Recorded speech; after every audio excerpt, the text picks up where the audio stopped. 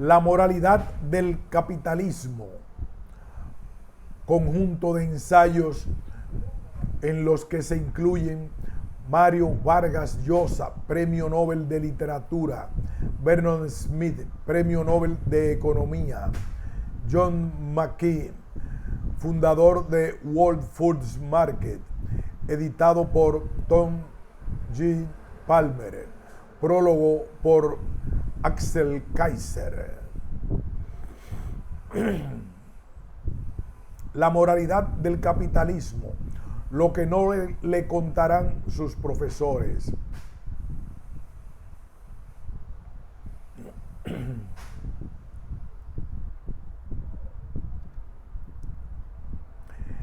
El editor agradece y reconoce la asistencia prestada por los autores y titulares de derechos de autor para la preparación de este libro. Este agradecimiento se extiende a los miembros del Students for Liberty, especialmente a Clark Roper, Brandon Wasisco y Akur Chola, quienes trabajaron incansablemente para editar y preparar los ensayos para su publicación. Su dedicación y afán por la libertad son en sí mismos una inspiración.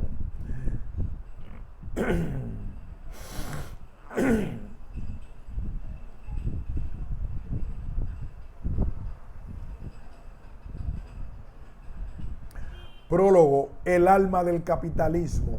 Los hombres culpables no son los colectivistas, sino aquellos que carecen del coraje para defender el único sistema moral y racional en la historia de la humanidad, el capitalismo, sobre la base de argumentos que no sean racionales y morales. Ayn Rand. Sin lugar a dudas, uno de los fracasos más evidentes del mundo liberal ha sido la incapacidad de explicar de manera simple y persuasiva la profunda moralidad que subyace al capitalismo. La prueba más clara de que se ha avanzado poco en esta materia es el hecho de que el concepto capitalismo en sí se encuentra cargado de una connotación de inmoralidad que lleva a un rechazo irreflexivo por parte de millones de personas. En parte, esto se debe a que este concepto, como recuerda Tom Palmer, ha sido acuñado por los enemigos y no por los partidarios de la libertad, siendo desde un inicio vinculado con la idea de abuso. Sus abundantes detractores, como es sabido, se han encargado de que este manto de inmoralidad no se desvanezca a pesar del irrefutable éxito del sistema capitalista en sacar de la miseria a miles de millones de personas, en incrementar su libertad a niveles sin precedentes en la historia mundial, en abrir camino a la democracia moderna y en haber contribuido sin lugar a dudas a generar un sostenido declive de la violencia, permitiendo así que hoy vivamos en las sociedades más pacíficas desde que el hombre habita este planeta. Contrario a lo que se suele pensar, esta derrota moral del capitalismo no ha sido obra de las mayorías, sino de élites intelectuales. Como bien ha explicado Friedrich Hayek, son los intelectuales desde sus oscuras cátedras universitarias y publicaciones generalmente desconocidas quienes desarrollan las ideas que pasan a formar gradualmente parte de la opinión de las mayorías, definiendo de esta manera el curso de la evolución social. En palabras de Milton Friedman, un cambio en la política económica es siempre precedido por un giro en el clima de opinión intelectual. Nada puede ser, por lo tanto, más peligroso para la causa de la libertad humana que atribuir el sustancial incremento del tamaño de los estados occidentales y el correspondiente deterioro del capitalismo en el último medio siglo a leyes históricas o económicas insoslayables, pues, como se ha dicho, la expansión estatal que ha llevado a la profunda crisis económica actual y que con alta probabilidad llevará a una crisis aún mayor en el futuro, ha sido fundamentalmente el resultado de una derrota filosófica y no de leyes sociológicas o económicas inevitables. Estados Unidos, la tierra por excelencia del capitalismo y la cuna de la democracia moderna, representa el ejemplo más emblemático de que Friedman y Hayek tenían razón cuando advirtieron que el problema que enfrentamos es de naturaleza principalmente intelectual. Hasta que la ideología progresista comenzara a tomar cuerpo a principios del siglo pasado, el gasto total del Estado norteamericano no representaba más del 6% del Producto Interno Bruto, incluyendo gobiernos locales, estatales y el gobierno federal. Hoy, tras 70 años de hegemonía progresista, el Estado consume más de un 40% del PIB, mientras el poder del gobierno federal alcanza niveles que los padres fundadores habrían considerado enteramente incompatibles con la libertad personal que tanto se empeñaron por proteger. Solo la expansión de la productividad capitalista ha impedido que el sistema colapse definitivamente, pero la resistencia de este sistema anclado en una serie de instituciones como el Estado de Derecho, una fuerte sociedad civil y la democracia liberal está mostrando claros síntomas de fatiga producto del intervencionismo estatal. Es más, nunca en la historia norteamericana la sociedad civil ha estado más debilitada que hoy. Al mismo tiempo, la ideología progresista ha llevado a una degradación del Estado de Derecho que amenaza por primera vez con destruir los fundamentos de la prosperidad y libertad norteamericanas. Incluso intelectuales de izquierda, como es el caso del Nobel de Economía Joseph Stiglitz, han llegado a concluir que el vasto Estado norteamericano y su sistema político se encuentran capturados por grupos de interés que extraen beneficios de la mayoría, llevando así a una creciente desigualdad de la que el mercado no puede ser culpado. En pocas palabras, como han planteado en un elocuente artículo sobre esta materia el Nobel de Economía Edmund Phelps y el académico Saifedean Ammous, el modelo capitalista en Estados Unidos y ciertamente también en el resto de Occidente ha sido corrompido por la expansión estatal, transformándose en un sistema de tipo corporativista fascista al estilo de Alemania de Bismarck y en el siglo XIX o de la Italia de Mussolini en el siglo XX.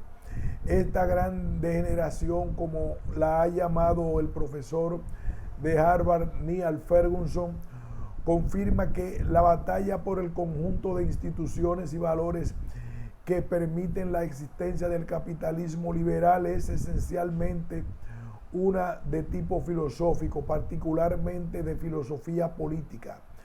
Como insistiera Hayek, el rol del filósofo político es hacer políticamente posible aquello que se cree imposible, pues es él quien imagina y justifica las posibilidades del orden social.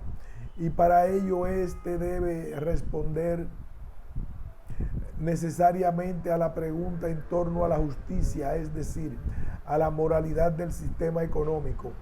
Este libro atiende a pregunta proponiendo una respuesta que se opone a la progresista al rescatar los fundamentos éticos del sistema capitalista. La obra que el lector tiene en sus manos hace un aporte fundamental en tiempos en que el capitalismo se encuentra no solo cuestionado intelectualmente como no lo ha estado desde tiempos de la Guerra Fría, sino también severamente desnaturalizado por la expansión del poder estatal. Se trata entonces de un libro urgente que permite entender como pocos en qué consiste el alma del capitalismo y por qué no hay una alternativa moralmente superior. Al lector le quedará claro, tras estudiar este conjunto de profundos ensayos, que no hay otro sistema que haga la libertad y responsabilidad de los seres humanos, de su capacidad de solidaridad espontánea, de la honestidad y el respeto mutuo, de la pasión por el trabajo bien hecho y de la colaboración pacífica entre personas, su eje valórico. El liberal y los autores de este libro lo son, promueve precisamente ese conjunto de valores, ahí donde el estatista ve egoísmo desmesurado y un juego de suma cero en el que unos ganan porque otros pierden. El liberal encuentra el deseo de unos miembros de la comunidad de colaborar pacíficamente con otros miembros de la comunidad en la satisfacción de sus necesidades, generando una mejora en las condiciones de vida de todos. Ahí donde el estatista muestra una concepción empobrecida del hombre que concibe la bondad como realización a través del poder estatal y entiende la solidaridad como confiscación y redistribución violenta de los frutos del trabajo de las personas por parte del poder político liberal, que desconfía de los poderosos y pone su fe en el hombre común, entiende la solidaridad como un acto de generosidad espontáneo del espíritu humano que se materializa a través de la filantropía. Y ahí donde el estatista ve personas incapaces de salir adelante por sus propios medios, transfiriendo la responsabilidad de la superación personal nuevamente al poder político, el liberal confía en el poder creativo del individuo y en su potencial para salir adelante incluso en las condiciones más duras. El liberal, en pocas palabras, reconoce que cada persona es el artífice de su propia prosperidad y felicidad en un marco complejo de colaboración con otros. El estatista, en cambio, concibe el progreso como la obra de expertos dirigiendo los destinos ajenos desde el poder estatal mediante la coerción. Al defender el capitalismo, el liberal se pone del lado del hombre común y de su libertad. Al atacarlo, el socialista se pone del lado de los poderosos y de la exageración. Al atacarlo, el socialista se pone del lado de los poderosos y del control de estos sobre la vida de los demás. No es una exageración sostener que en la práctica la ética que fundamenta el capitalismo es la única que permite considerar a cada ser humano como un fin en sí mismo, esto es, como un ser único cuyos derechos no pueden ser aplastados por intereses políticos o privados disfrazados de bien común. Es por eso que el capitalismo se convierte en una condición necesaria para la libertad integral Y es por eso también que en cada parte del mundo donde este ha sido destruido por ideologías colectivistas, la libertad ha desaparecido totalmente junto a él. Si hay algo que enseña la historia es que solo un sistema que reconozca en cada persona un sujeto titular de derechos anteriores a todo poder político y un agente capaz de perseguir sus fines con medios propios, puede al mismo tiempo dar curso al libre despliegue de las fuerzas espontáneas responsables del progreso humano.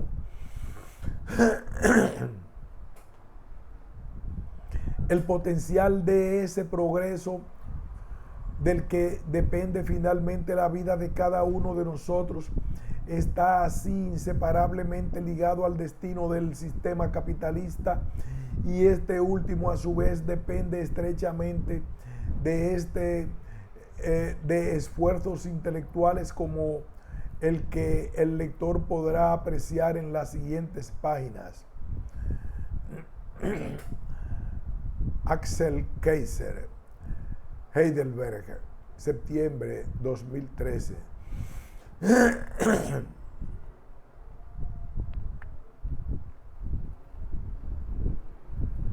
Introducción. La moralidad del capitalismo. Este libro se trata de la justificación moral de aquello que el filósofo Robert Kotick llamó actos capitalistas consensuados entre adultos. Es un libro sobre el sistema de producción cooperativa y de libre intercambio que se caracteriza por la predominancia de estos actos consensuados. Unas palabras acerca del título, La moralidad del capitalismo. Los ensayos contenidos en este libro abordan la moralidad del capitalismo. No se limitan a la filosofía moral abstracta, sino que también se nutren de la economía, la lógica, la historia, la literatura y otras disciplinas. Más aún, tratan sobre la moralidad del capitalismo y no simplemente sobre la moralidad del libre intercambio.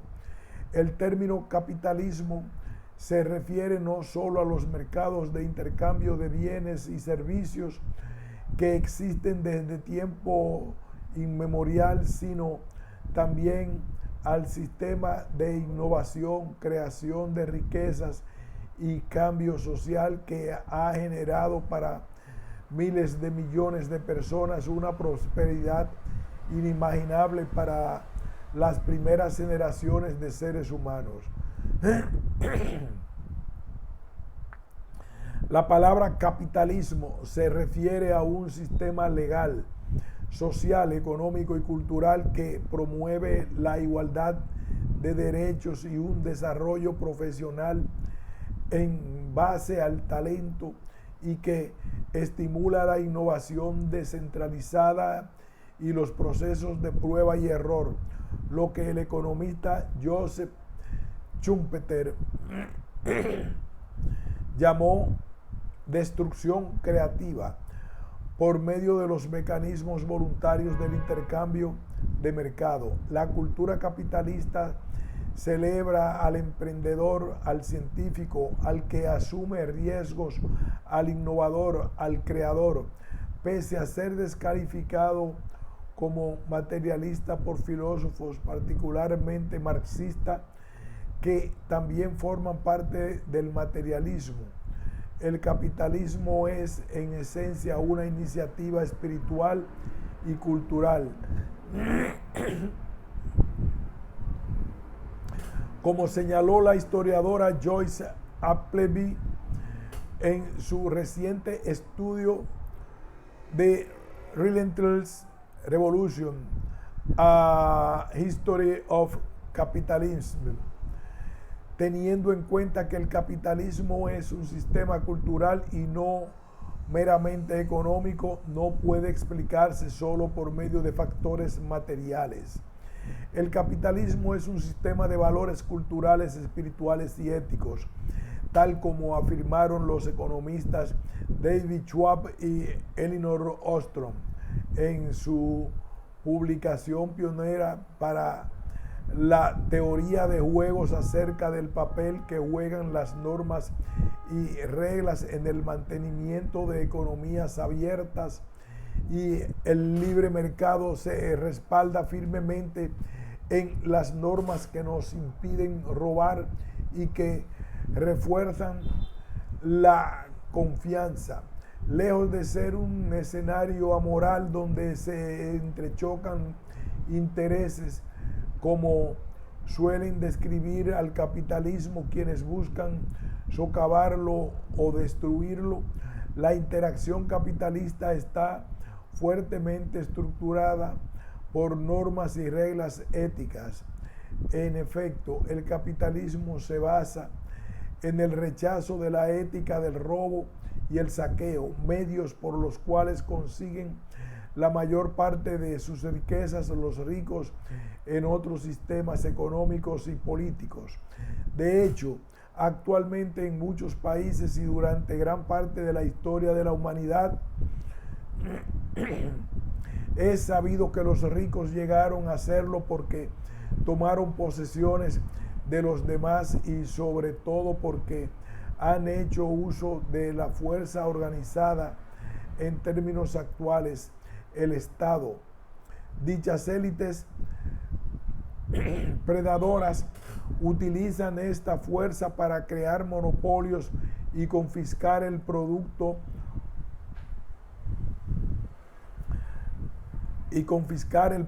ajeno por medio de los impuestos. Alimentan el tesoro del Estado y gozan de monopolios y restricciones a la competencia impuestos por el mismo Estado. Solo mediante las condiciones que ofrece el capitalismo es que las personas pueden enriquecerse sin tener que convertirse en delincuentes. Cabe reflexionar sobre aquello que la economista e historiadora Deirdre McCloskey llama el gran suceso. Por ejemplo, en Gran Bretaña y otros países que experimentaron el crecimiento económico en tiempos modernos, el ingreso real per cápita actual supera por lo menos 16 veces el del periodo de 1700 a 1800. Esto es algo que no tiene precedentes en la historia de la humanidad. De hecho, la estimación de McCloskey es bastante conservadora, pues no toma en cuenta los increíbles avances científicos y tecnológicos que han puesto las culturas de todo el mundo al alcance de la mano. El capitalismo pone la creatividad al servicio de la humanidad, en tanto respeta y alienta la innovación emprendedora. Este factor esquivo que explica la diferencia entre nuestro modo de vida actual y el de muchas generaciones de nuestros antepasados desde el siglo XIX, desde antes del siglo XIX. Las innovaciones que transformaron la vida humana no son únicamente científicas y tecnológicas, también son institucionales. Nuevas iniciativas de todo tipo coordinan voluntariamente los esfuerzos de enormes cantidades de personas. Nuevos mercados e instrumentos financieros conectan las decisiones de ahorro e inversión de miles de millones de personas las 24 horas del día. Nuevas redes de telecomunicaciones ponen en contacto a personas de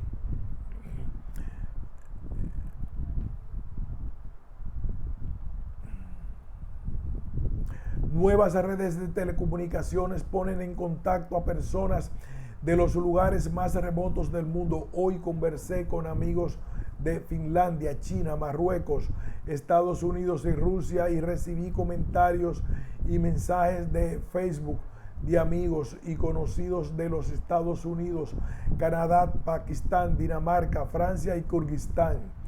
Nuevos productos nos ofrecen oportunidades de comodidad, disfrute y educación que las generaciones anteriores no habrían podido imaginar siquiera. Escribo esto en mi MacBook Pro de Apple.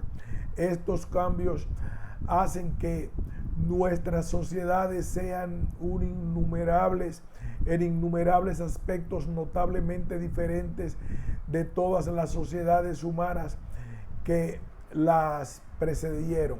El capitalismo no se trata solo de construir objetos del modo en el que los dictadores socialistas solían exhortar a sus esclavos a construir el futuro. El capitalismo se trata de crear valor, no solo de trabajar arduamente, hacer sacrificios o estar ocupados. Quienes no comprenden el capitalismo se apresuran a apoyar programas de creación de empleo, malinterpretan el objetivo del trabajo y más aún el del capitalismo. Una anécdota muy citada cuenta que le estaban mostrando la construcción de un gigantesco nuevo canal en Asia al economista Milton Friedman cuando comentó que le parecía extraño que los obreros trasladaran enormes cantidades de tierra y rocas con palas y pequeñas en vez de emplear maquinarias. Le respondieron: usted no entiende, este es un programa de empleo. A lo cual respondió: ya veo, pensé que querían construir un canal. Si lo que buscan es crear empleo, ¿por qué no les dieron cucharas en lugar de palas? Cuando el mercantilista H. Ross Perot se postulaba a presidente de los Estados Unidos en el año 1992, se lamentaba en los debates presidenciales de que los estadounidenses compraran chips de computadoras a Taiwán y vendieran patatas fritas a los taiwaneses. Al parecer, Perot se avergonzaba de que los estadounidenses vendieran un producto tan humilde como patatas fritas. Lo había convencido la idea de Lenin de que solo se agrega valor por medio de la producción industrial en una fábrica. El economista Michael Buskin de la Universidad de Stanford señaló atinadamente que $1 en chips de computadoras y $1 en patatas fritas valen lo mismo. $1 agregar valor cultivando patatas en Idaho o elaborando chips en Taipei es simplemente agregar valor. La ventaja comparativa es un factor clave para la especialización y el comercio. No tiene nada de degradante producir valor. Ya sea como agricultor, como transportista de muebles. Hoy trabajé con 3 transportistas para mudar gran parte de mi biblioteca y tengo una idea muy clara de cuánto valor le agregaron a mi vida. Como financiero o como cualquier otra cosa, el mercado, no los políticos mercantilistas arrogantes, nos indica cuándo estamos agregando valor. Sin libre mercado no podemos saberlo. El capitalismo no se trata simplemente de personas que intercambian manteca por huevos en los mercados locales, cosa que existe hace milenios. Se trata de agregar valor por medio de la movilización de energía e ingenio humano a una escala sin precedentes en la historia, con el fin de crear una riqueza para la gente común que habría deslumbrado y dejado atónitos a los reyes, sultanes y emperadores más ricos y poderosos del pasado. Se trata de erosionar sistemas afianzados de poder, dominación y privilegio, y de tener libre acceso al desarrollo profesional en base al talento. Es reemplazar la fuerza por la persuasión, la envidia por el logro. Se trata de aquello que ha hecho posible la vida, mi vida y la suya. Lo único que tenían los reyes, sultanes y emperadores que no tiene la gente común en la actualidad era el poder sobre los demás y la potestad de darles órdenes. Tenían vastos palacios construidos por esclavos o financiados por impuestos, pero no tenían ni calefacción ni aire acondicionado. Tenían esclavos y sirvientes, pero no lavarropas ni lavavajillas. Tenían ejércitos de mensajeros, pero no teléfonos celulares ni internet inalámbrica. Tenían médicos y magos de la corte, pero no anestesia para aliviar su agonía ni antibióticos para curar infecciones. Eran poderosos, pero también miserablemente pobres, según nuestros parámetros. Historia de una palabra.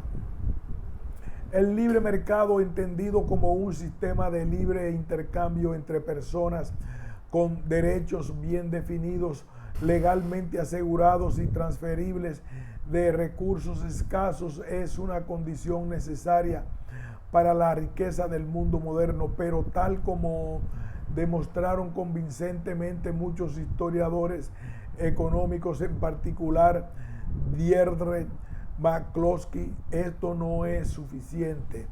Se necesita algo más, una ética del libre intercambio y de la producción de riqueza por medio de la innovación. Es necesario hacer una breve referencia al uso del término capitalismo. El historiador social Fernand Braudel rastreó el origen de la palabra capital hasta el periodo comprendido entre el siglo XII y el siglo XIII, cuando se refería a fondos, existencias de mercancías, suma de dinero o dinero que paga interés. De los muchos usos del dinero capitalista que catalogó Braudel, el autor señaló que la palabra nunca se usa en un sentido amigable. La palabra capitalismo comenzó a emplearse en el siglo XIX, por lo general en un sentido despectivo. Por ejemplo, cuando el socialista francés Louis Blanc definió el término como la apropiación de capital por parte de algunos en detrimento de otros, Karl Marx utilizó la frase modo de producción capitalista, y fue su ardiente seguidor Werner Sombart quien popularizó el término capitalismo en su influyente libro de 1912, Der moderne Kapitalismus. Friedrich Engels, colaborador de Marx, consideraba a Sombart el único intelectual de Alemania que comprendía a Marx de verdad. Más adelante, Sombart se simpatizó con otra forma de anticapitalismo, el nacionalismo, es decir, el nazismo. En su ataque contra los capitalistas y el modo de producción capitalista, Marx y Engels señalaron que la burguesía, como llamaban a la clase dueña de los medios de producción, había efectuado un cambio radical en el mundo. Durante el reinado de escasos 100 años, la burguesía ha creado fuerzas productivas masivas y de dimensiones más extraordinarias que todas las generaciones precedentes sumadas. El sometimiento de las fuerzas de la naturaleza al hombre, la maquinaria, la aplicación de la química a la industria y la agricultura, la navegación de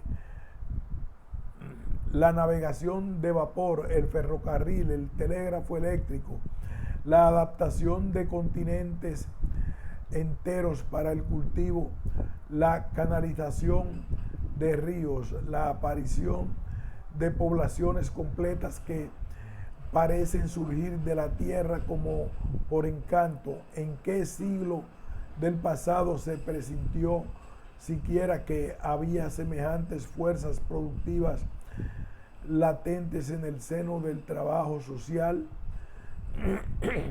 Marx y Engels se maravillaban no solo de la innovación tecnológica, sino de las poblaciones completas que parecen surgir de la tierra como por encanto. Una manera llamativa de describir la caída de las tasas de mortalidad, el aumento del nivel de vida y la prolongación de la expectativa de vida.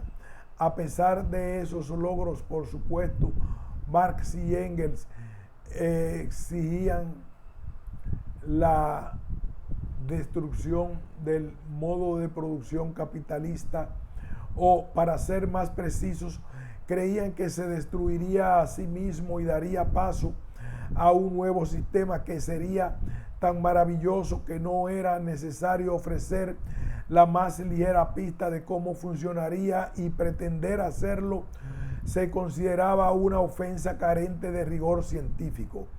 Es aún más importante el hecho de que Marx y Engels basaban su crítica del capitalismo, crítica que, a pesar del fracaso de todos los órdenes comunistas de cumplir sus promesas, sigue siendo extraordinariamente influyente entre intelectuales a nivel mundial, en una enorme confusión sobre aquello a lo que se referían con el término burguesía, que relacionaba con el modo de producción capitalista. Por un lado, usaban el término para hablar de los propietarios de capital y que organizaban iniciativas productivas, pero por otro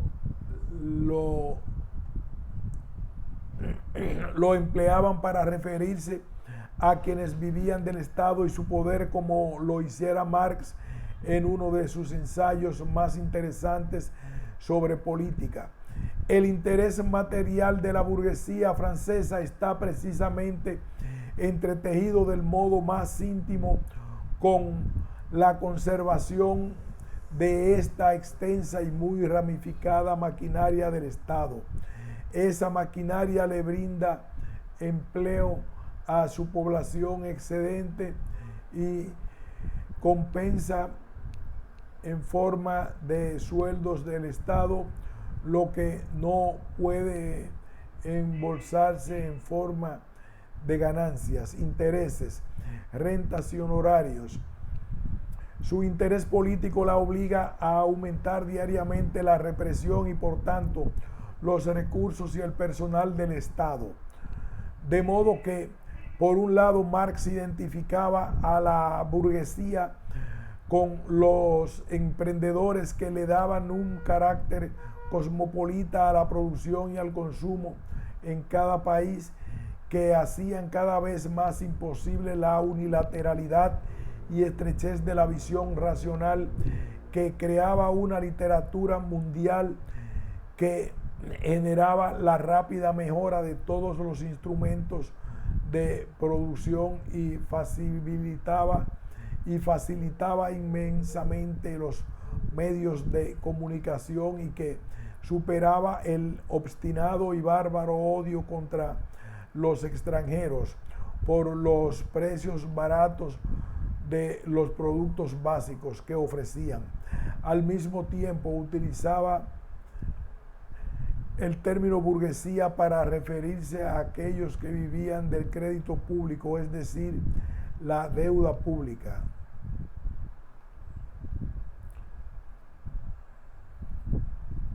Aquí hacemos una parada y continuaremos luego de la presente pausa en el apartado todo el mercado monetario moderno y la totalidad del sector bancario.